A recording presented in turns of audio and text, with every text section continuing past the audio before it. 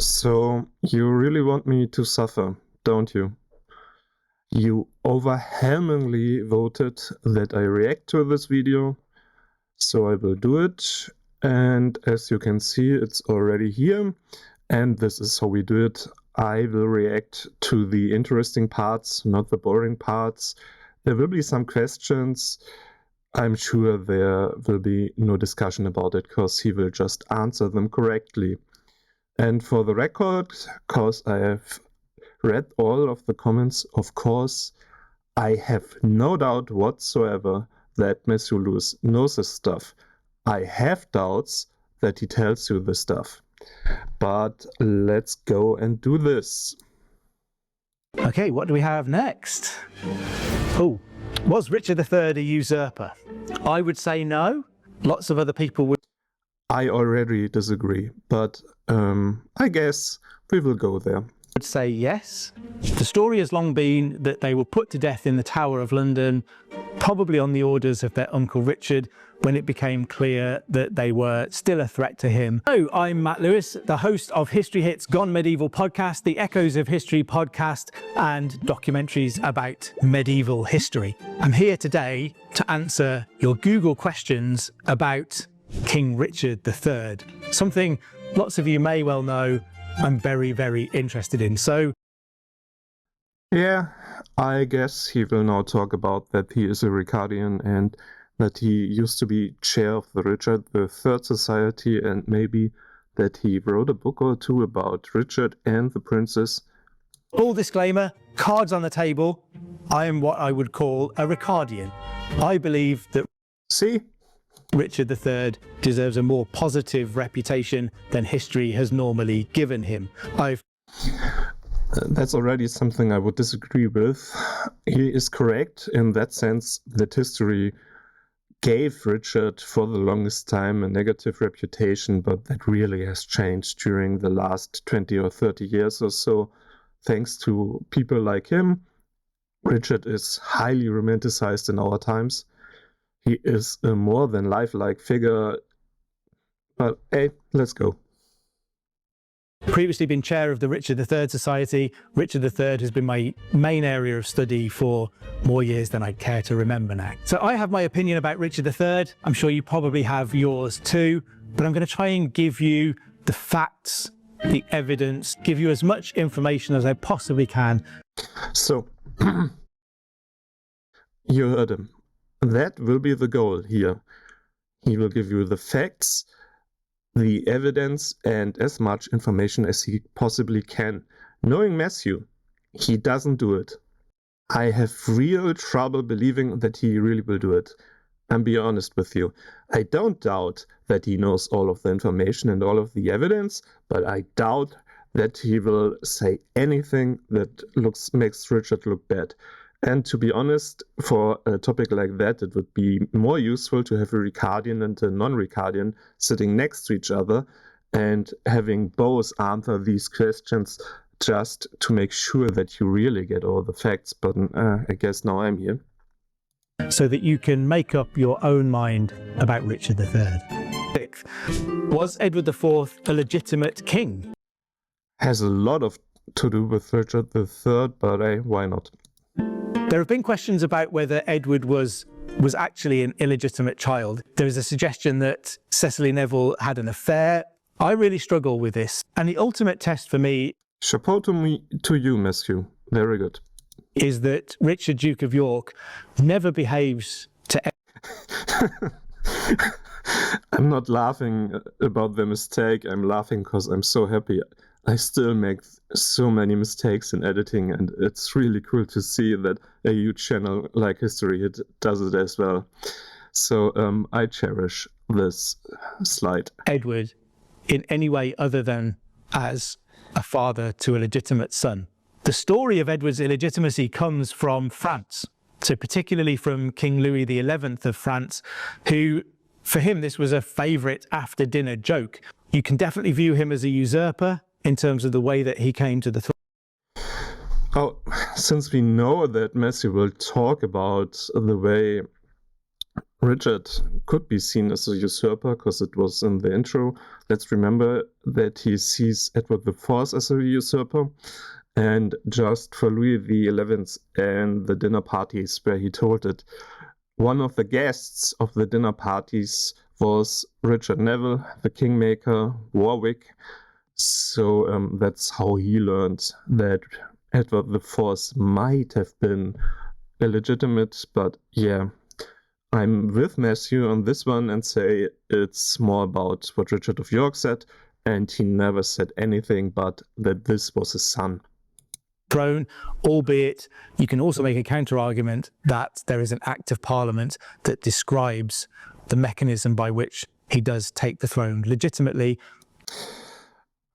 That's the Act of Accord, and that's a little problematic to refer to that. I know that the Yorkists did. The Act of Accord was the act that made Richard of York the heir of Henry VI, and it defined that all of Richard's heirs should be the new king as well. So Edward, as the oldest son, was the king. The problem was that after that there were some battles and Richard of York was killed, and all of that was repealed, at least in the minds of the Lancastrians. So this special parliamentarian act is a little bit iffy. And ultimately, once he's undergone a coronation, for all intents and purposes, he is then a legitimate king. How did Richard III take the throne? His brother Edward IV dies completely unexpectedly in April 1483 at the age of 40. And there is then a series of really confused events as the new king Edward V is proclaimed and moves from his position at Ludlow on the Welsh borders towards London.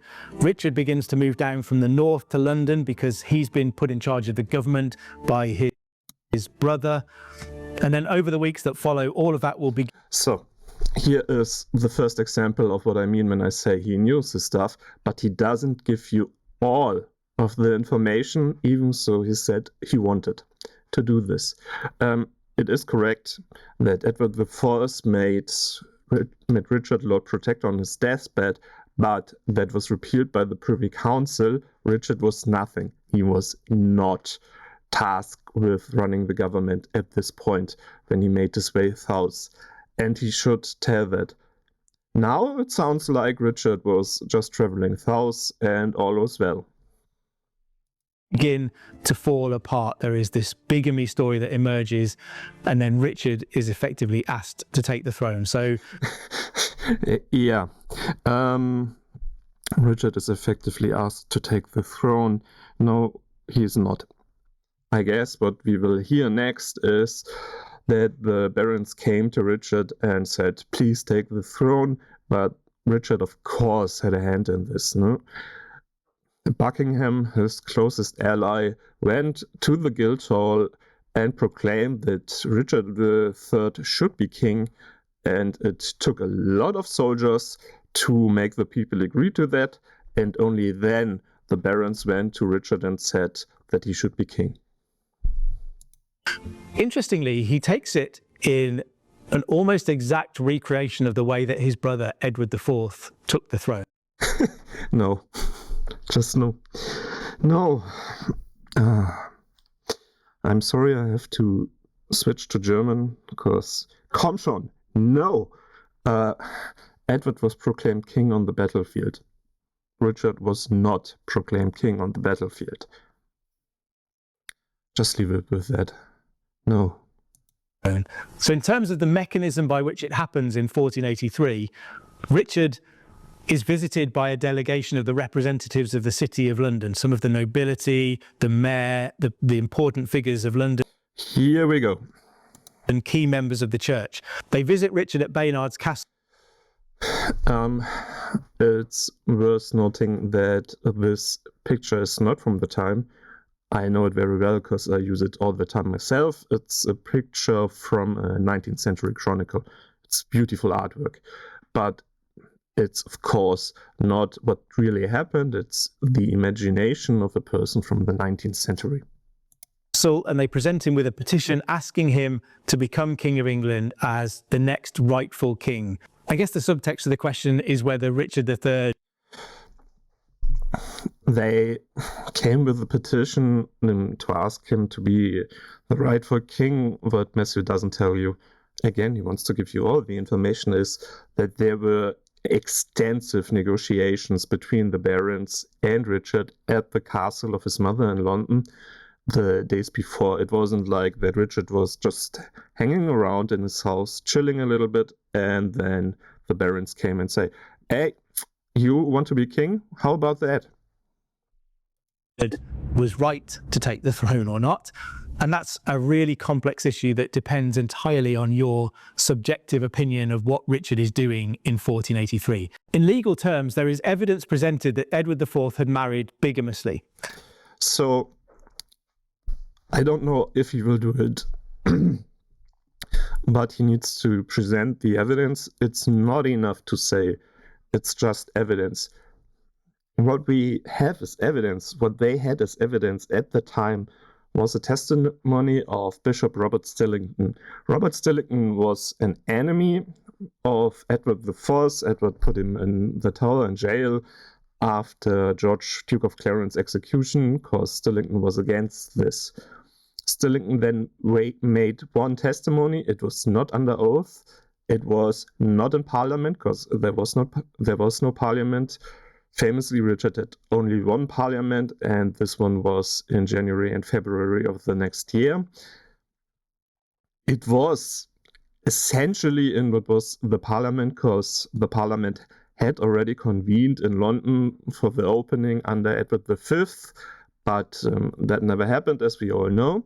So what we have is an evidence of a bishop who hated Edward IV and who got all his jobs back under Richard III. So, yeah, let's see if he says it.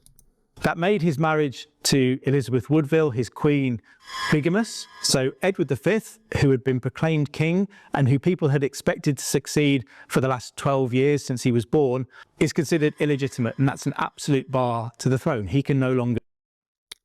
Actually, it's not William the Conqueror, but I know that people at the time thought it, but we have a lot of examples that you can sit on the throne if you are illegitimate. For example, Mary I and Elizabeth I were both considered legitimate when they reached the throne. So, no, it's just not correct.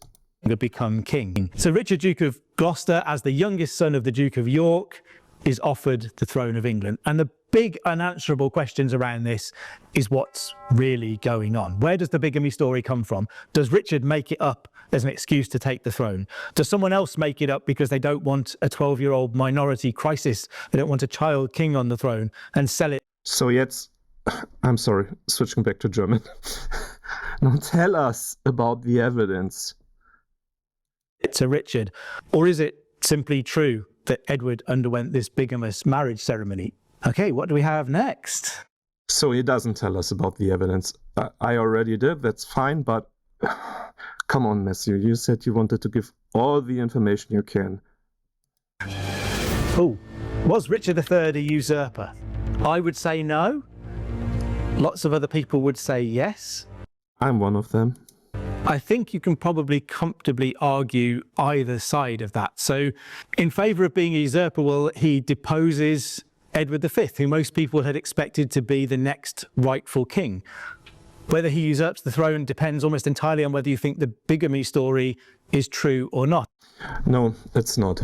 Words have meanings. Usurper means that you depose a king who didn't want to be deposed, and that is exactly what happened here. Edward V had no intention whatsoever to give up his crown, and he had to, because Richard wanted it and Richard took it. Richard is an usurper. I'm sorry. It's really simple. But if you think the bigamy story is a lie and a pretense, and that he steals the throne from his nephew, then you could definitely describe him as a usurper. Against that, I would argue that there is a legal process at work here, that Edward V is excluded from the line of succession. No. Once again, no. there isn't a legal process at work here, because there isn't a legal process how to depose a king in England. We had some examples when, in earlier times, when kings were replaced by other people, most famously Edward II and Edward III, or Richard II and Henry IV. What happened in these cases were that the kings were forced to abdicate, because there wasn't a legal process to do it, or they came up with something like the mentioned Act of Accord, where they made the new king the heir to the old one and hoped to settle it that way for good.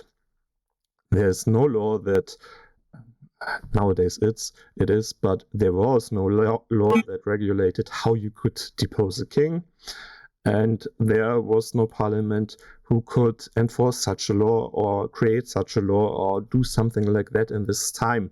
The Privy Council decided, under the command of Richard, because he was regent at the time, please remember, that Edward V should no longer be king because he is illegitimate.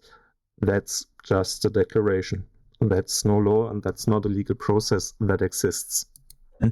And legally barred from becoming king. That never happened until Titulus Regius was passed the next year. And there is a space then before Richard is offered the throne, the space of a day? Again, that's not correct. The Privy Council decided that Edward V would lose the crown again. It had no power whatsoever to do this at June 25th, and at the same evening Richard was offered the crown. There was no gap in between. The official declaration was June 26th, but Richard was already offered the crown at the evening of June 25th. There was no gap. So when Richard III is offered the throne, there is no incumbent. There is no current king for him to take the throne from. Again, you could argue that that's because Richard has manufactured the situation in which there is no king to be. Again, this is not correct. I'm so sorry, but no. So there is no way in the English system that you can't have a king.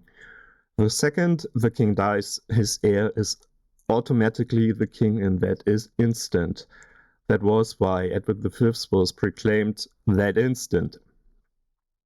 So what happens if they do depose Edward V is that Edward V's heir would be king in that instance, and that would be Richard of Shrewsbury, not Richard III. They just went over that, and they just did a coup. I can't tell it any different. I'm sorry, and it's really, really, really bad to tell it that way as Matt is doing it here. Be removed. You can see how this thing all gets tied up in knots backwards and forwards. I think it's interesting that Richard III is so often singled out for being a usurper. When you think about the history of kings coming to the throne from the conquest in particular, William the Conqueror is a usurper. He steals the throne by military conquest. We can think about Edward III as being a usurper when he takes the throne from his father. Henry IV is definitely a usurper. Yes, but Richard isn't. It's, yeah. Okay. By taking the throne in battle, he is a usurper too. It's odd, I think, that Richard is so often singled out as a usurper. I think it's not odd. I think it's really easy to describe, because he took the throne from his nephew. He swore 5 times an oath of fealty to his nephew. The last time at Stony Stratford. Oh, by the way, I forgot about that. When Matt said Richard traveled south, he didn't tell a single thing about Stony Stratford. Remarkable. When everyone around him was. He wasn't even the most definite usurper in his own century. When did Richard III become king? So he legally becomes king on the 26th of June. Again, this is the official proclamation, and Matthew tells you that date because he wants you to think there's a gap, but the crown was already offered to Richard the evening before. And that is cemented by his coronation and the act of anointing on the 6th of July shortly afterwards. I guess all the controversy is really around the why rather than the when. Okay, next question. Oh wow, the biggie. What happened to the princes in the tower? Right, reset. I have a feeling I will lose my mind, but okay. The clock will be here for another couple of hours. The bottom line answer, stripping away everything else, is that we don't know.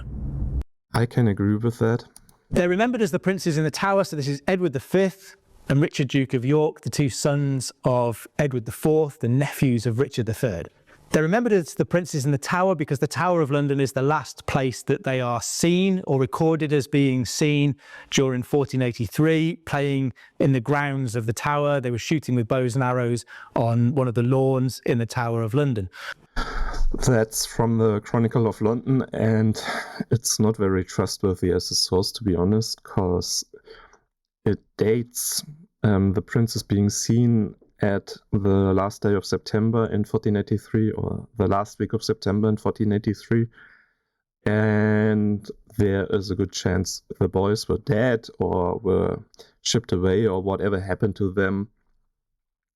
Remember, Mancini said that they were removed into the inner tower apartments and they were seen less and less again, and Mancini left England on July 9th. So there is quite a huge gap between that.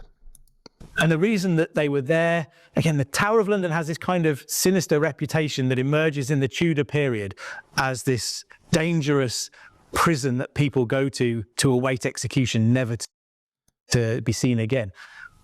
In 1483, Edward V goes there because he is not wrong to say that the tower has this sinister reputation because of the Tudor times, but let's be real here. Henry VI died in the tower in 1471, most likely on the orders of Edward IV, and George, Duke of Clarence, died in the tower in 1478, definitely on the orders of Edward IV, so it's not like there wasn't precedent that it could be dangerous to be there. Because it's the place that monarchs prepare for their coronation. This is correct. So when he is preparing for his coronation as King Edward V, he's installed at the Tower of London. There is nothing unusual in that. That's correct, and it's not. At first, Edward V was installed in a palace in London, exactly in the palace of the Bishop of London at Crosby Gate, but the council decided to rehome him to the tower. The idea was by the Duke of Buckingham, but they all followed it. Even the Woodville party that wasn't in hiding at the time agreed with that, because what Matthew said is it is correct. It was usual to be at the tower at some time directly before your coronation, so let's move him there and he would be safe there. His brother comes out of sanctuary at Westminster Abbey, where his mother has taken him to join his brother at the Tower of Why is his mother in sanctuary? Tell us. London to prepare for that coronation. It's believed that there would be lots of outcry if the king's brother wasn't in attendance at his coronation, and so That's such bullshit. I'm so sorry I don't curse on this channel normally. I'm getting angry at that. No, it wasn't about the outcry. It was about Richard and his men threatening to break sanctuary if the boy wasn't handed over, and that Richard would remove the whole family. And that is what the Archbishop of Canterbury said when he traveled there to convince Elizabeth Woodville to hand Richard of Shrewsbury, the younger of the princes in the tower, over. That there would be an outcry was what Richard III said, to have the boy. But yeah, okay. So Elizabeth Woodville, their mother, allows him to go to the Tower of London. Of course, we know that Edward V will not make it to his coronation.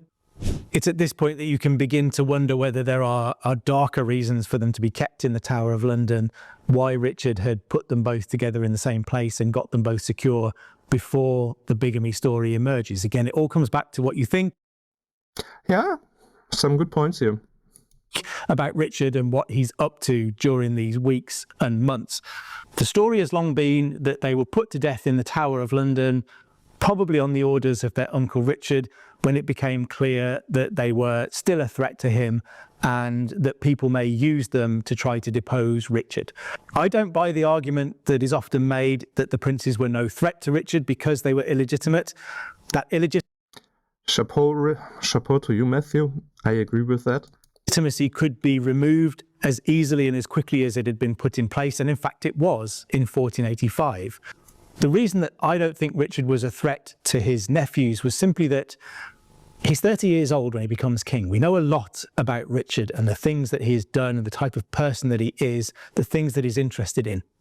And nowhere in that 30 years do I see any evidence of a man whose first response to a constitutional crisis would be to murder two small children. And not just...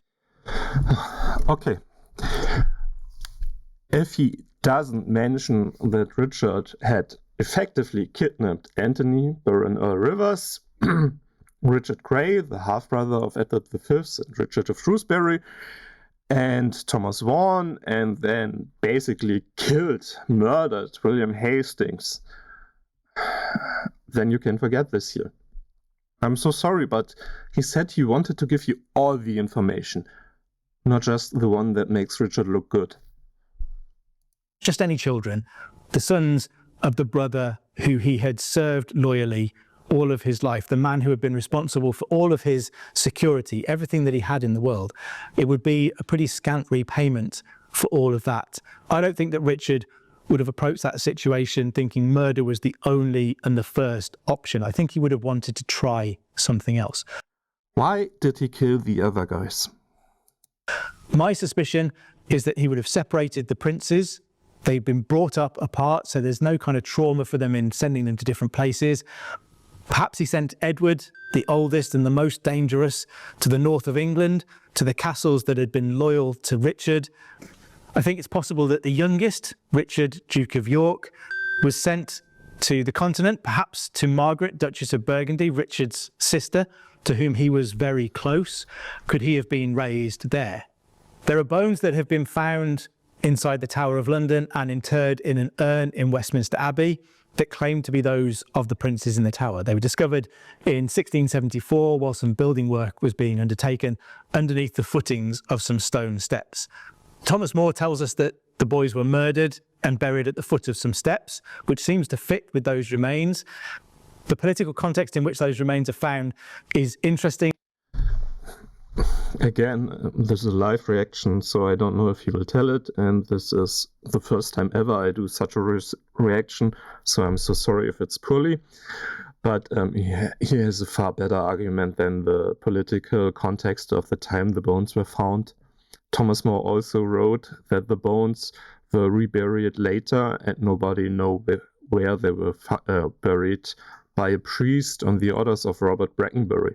So the bones shouldn't be there, if Thomas More is correct. King Charles II, who is king at the time, is in dispute with Parliament, and I think he is trying to make a political point about the deposition of kings, the murder of kings. He would have considered his own father to have been murdered by Oliver Cromwell with the execution of Charles I. So I think there are lots of context in which those bones are found. Lots of other bones have been found in the Tower of London over the years too. They're quite often claimed to be those of the princes in the tower. So ultimately, we don't know. The options are that they are murdered in 1483. They may have been murdered on the orders of their uncle, Richard III. They may have been murdered by somebody else who either thought that they were doing Richard a favour in getting rid of his potential rivals, or was trying to undermine Richard's rule by having him blamed for the murder of these two small children. That's a very nice way to say Margaret Beaufort or Henry Tudor without saying it. Or they could have survived their uncle's reign. Either they escaped an effort to have them killed, or Richard never meant them any harm and had protected them, and that they then have to deal with the fact that Henry VII, Henry Tudor, is on the throne of England, and maybe they come back as pretenders to threaten Henry's throne, maybe they don't. There's an awful lot of ifs and buts and different scenarios available in there. But I'll come back to what I said at the beginning. At the moment, we simply don't know with 100% certainty what happened to the... Since he didn't say it, but I try to be fair to the Ricardians as well, there's also the possibilities that they were murdered after 1483. If you read some of the comments under my videos about them, there's always the idea that Henry had them murdered after he took the throne, or his mother, or something like that. I don't believe it, but I just want to mention it, because this is about giving all the information, remember. Princes in the Tower. Why did Richard III lose the Battle of Bosworth? I don't want to talk about it. That's just for me, guys. Henry Tudor will invade England in August 1485. He will land in southwest Wales, march up the West Welsh coast, cut inland to Shrewsbury and pick up what is now the A5, the old Roman road of Watling Street, heading for London. Richard has been mustering his forces at Nottingham, which is in the centre of the kingdom. He doesn't know where the threat is going to come from, so he's based himself at Nottingham because that allows... Let's go back to that image, because it's really interesting. It's nothing that I want to correct Matthew. I just want to say something about it, because all the kings, if England is threatened and there is an invasion on foot, go here exactly where Richard is. Henry will do the same later with Simnel and Warbeck, because it's essentially being the spider in the middle of its web. You can go everywhere really fast, and you have strong fortifications in the north and in the south. In the north it would be York, in the south it's London. So you know that enemy troops would be stopped there. So the most likely invasion points you can gather are either Wales or something like here. From, so he's based himself at Nottingham because that allows him to reach all corners of the kingdom most easily. When he hears that Henry Tudor has landed, he's reportedly excited. This is his chance to defeat the last threat that he perceives to his crown. Very giddy about so he marches his forces from Leicester, gathers his armies at Leicester, marches them out and intercepts Henry Tudor around Market Bosworth. He leaves Leicester before he's got his full complement of forces because he knows he needs to intercept Henry and he can't wait any longer. He didn't need to intercept Henry, he just wanted to do it. He was pressured by his nobles to crush Henry, and he felt that he should do it now and not tomorrow. And that's probably a good move by Henry. He forces Richard's hand. The numbers at Bosworth are quite interesting. So quite often Richard is portrayed as having a big advantage of numbers, perhaps twice as many men as Henry Tudor. But when things are worked out, it's not quite the same. So Richard possibly has 5,000 or 6,000 men. Henry Tudor has maybe 5,000 or 6,000 men. Backing Richard up is the Earl of Northumberland, who has another few thousand men, but who never manages to engage in the battle for whatever reason, and we'll come to that later. So you can probably take his numbers out. There's also Thomas. Okay. Northumberland never engaged, that is correct. He had 4,000 men, but that doesn't mean that Richard had 2,000 in effect. That means Richard was in 10,000 and was reduced to 6,000, and that is not correct as well, because there were some other nobles joining in as well. Richard was probably without Northumberland and without the Stanleys at 10 to 12,000. Stanley, who isn't at the battle himself, he sends his little brother William Stanley to the fighting instead. This is a discussion. He might not be wrong about it, but there are fights about if both Stanley brothers were there or only one of them. But he never engages for Richard either, and in fact he will end up engaging for Henry Tudor. So I think there is a way to play these numbers that actually makes it look fairly even on the surface, at least. Yeah. He questioned Richard's numbers excessively, but he did not question Henry's numbers. So let's do it together. Henry arrived in Wales with around 2,000 men, it is reported, and then he sent messengers all around Wales and asked people to join his cause. And then it is said that 4,000 additional men showed up and reinforced him, but we have no way to verify this. The only reliable number we have from Henry is that he arrived in Wales with 2,000 men, so please take both numbers with a grain of salt, not only Richard's. So the Duke of Norfolk will lead Richard's vanguard against the Earl of Oxford in Henry Tudor's vanguard. Norfolk is very quickly killed. He loses that vanguard fight to the Earl of Oxford. And at this point, Richard leads a charge of his household cavalry. It's often said that he spots Henry Tudor making his way across the battlefield to talk to the Stanleys, doubtless to encourage them to enter the fight on his side, and that Richard wants to prevent that happening. It's also possible, it's been argued. So, all the information, remember, maybe you will say it, maybe not. If he says this, I'd cut this one out. But he had one son of the Stanleys as prisoner to make them fight on his side.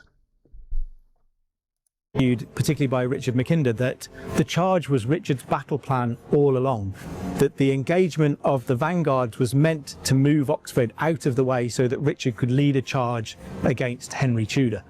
And there would definitely be chivalric knightly appeal in leading this thunderous cavalry charge of your household knights across the battlefield towards your inexperienced, you may well have thought, poorly protected enemy. But Henry is surrounded by French mercenaries who fall into what is known as a hedgehog formation. So they use their long pole weapons to present a spiky front against those charging horses that disrupt the cavalry. The knights around Richard fall.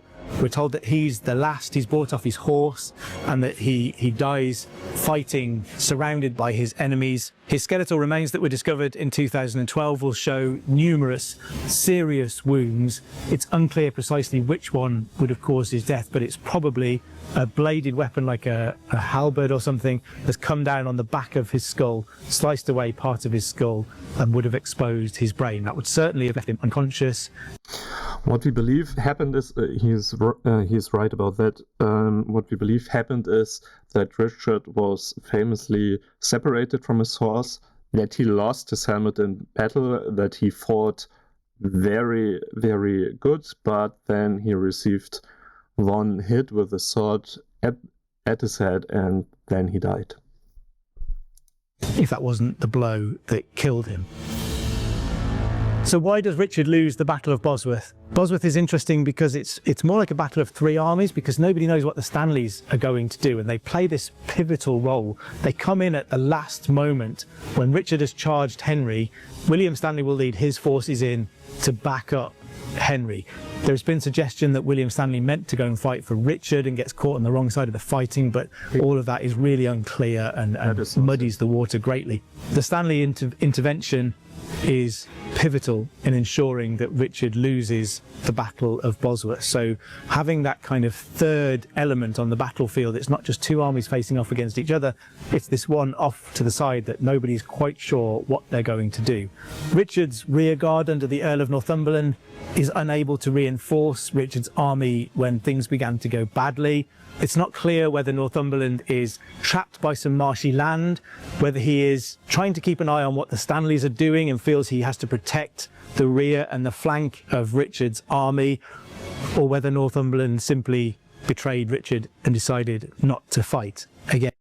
I think it's the last one. I think he was watching what happened, and when he saw that the battle was going wrong for Richard, he just decided to stand by and wait and hoped to be in good grace with Henry Tudor.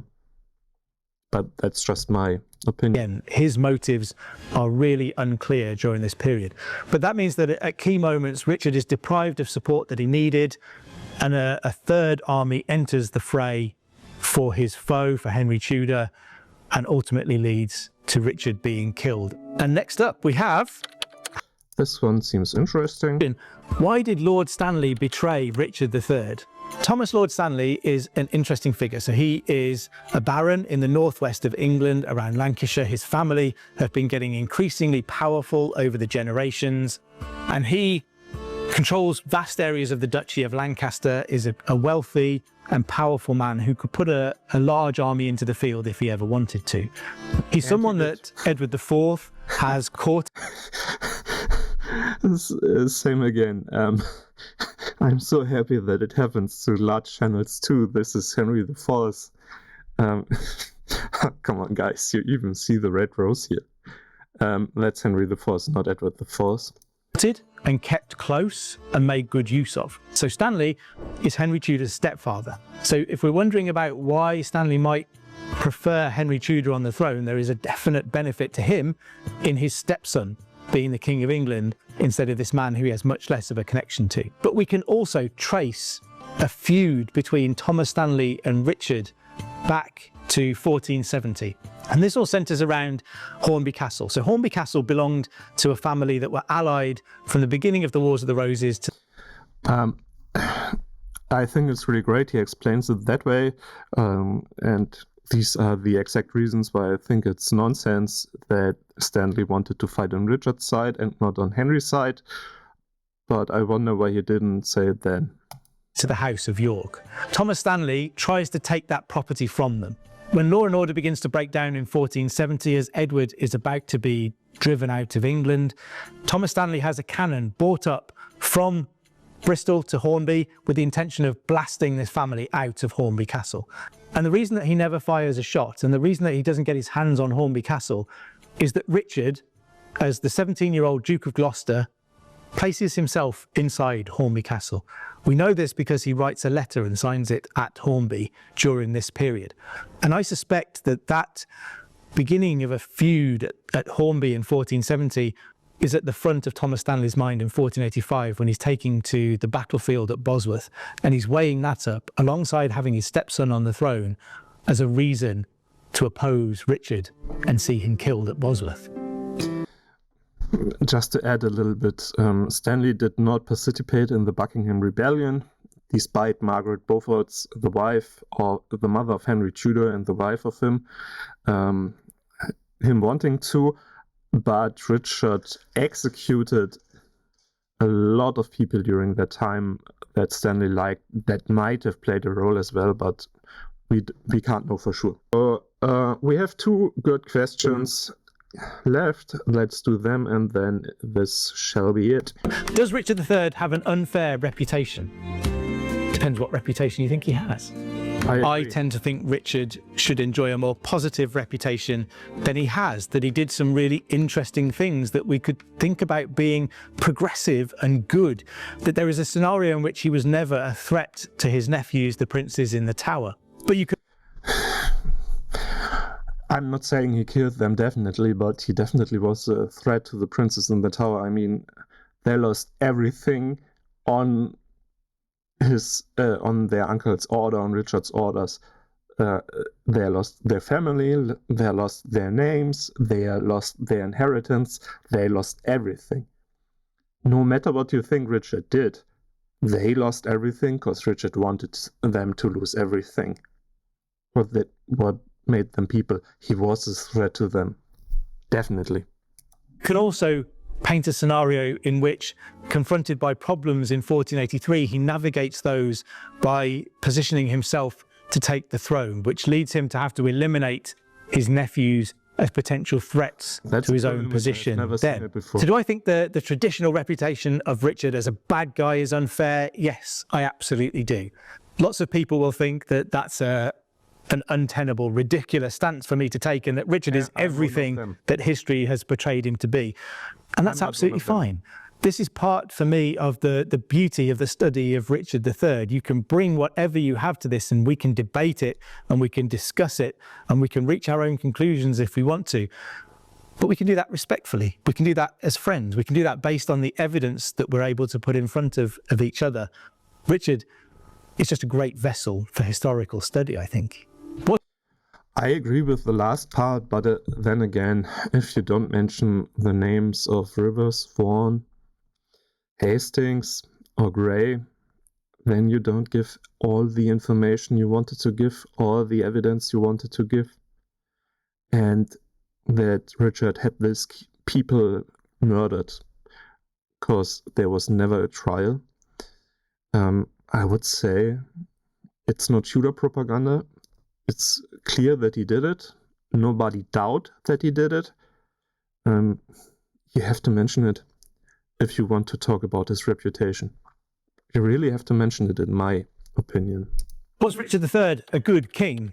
Oh, I'm going to have to fall back on my my now traditional response of it depends entirely what you think about Richard III.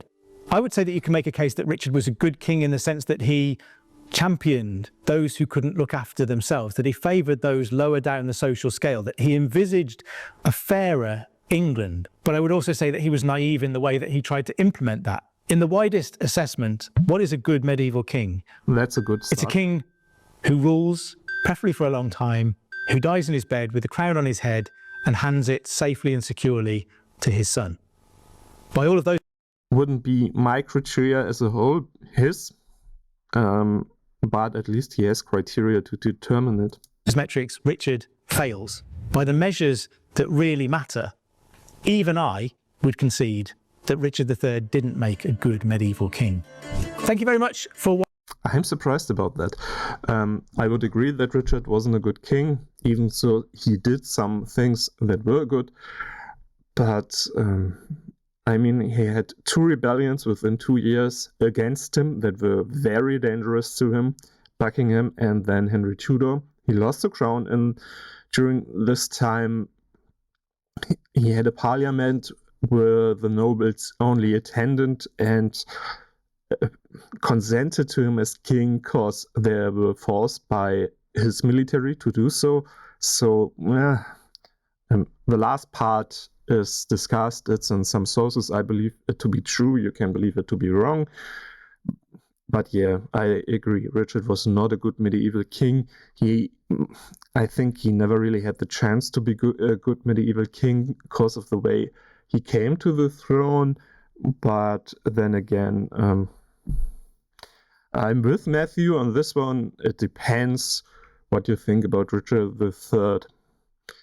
And I think that's it for me.